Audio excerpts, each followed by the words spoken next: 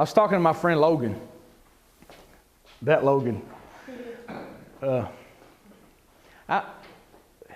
you believe that God uses other people to say things to you and you're like, yeah, that's God, you know, because sometimes it can come. And Logan, I'm not saying he's, you know, Logan's an outstanding source for it to come from, but God can use kids, God can use people you barely know.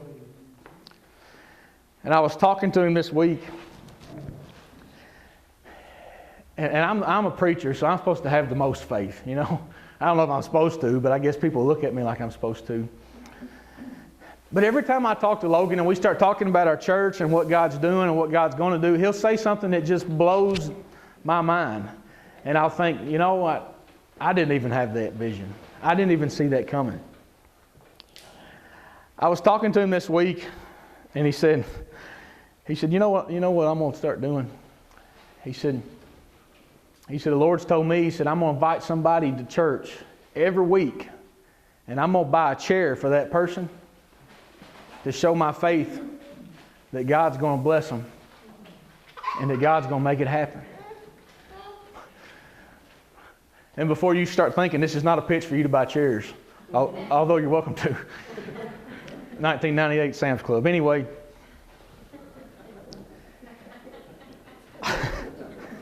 sorry. The faith in what God can do, not because of who Logan is, but because of who God is. The faith to step out and say, every week I'll buy a new chair and I'm going to invite somebody new because I know I'm going to pray till they get here. I'm going to hang on to it and I'm not going to turn loose of it until somebody's sitting in that chair. It's been so fun to be your pastor here because there's so many days that we barely have any open chairs, you know. But I think about what would happen. And it's not that far off what preachers for years and years have been talking about inviting somebody to church. It really is that simple. What would happen if the people of our church decided that they would invite somebody to church every week and that they had a chair with that person's name on it, where they felt like they needed to pray harder, to work more, to be even more eager to see people find the Lord? Every week they looked at that chair and saw that it was still empty.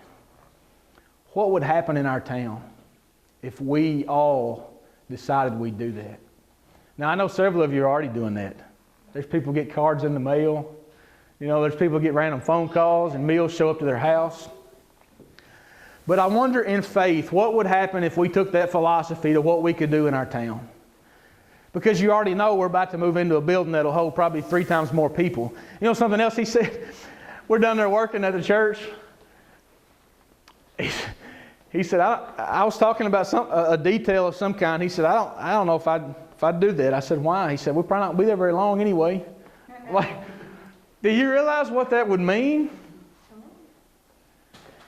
Do you realize what that would mean about what God was doing in our town? Do you believe God can do that?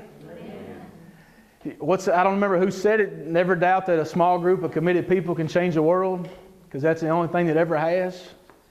What would happen if you turned on for that and you decided that you were going to make it happen? That we decided that whatever it took, no matter how long we had to pray, no matter how hard we had to work, that we were going to find some of these 5,000 people. You know, when you think about 5,000, the 5,000 that don't go to church in our little town, and you think about a church with that'll seat 250 people, I think, God, I got to have a bigger vision than that. And you're thinking, hey, you're crazy. You're crazy. What are you? Faith. Faith at what God can do.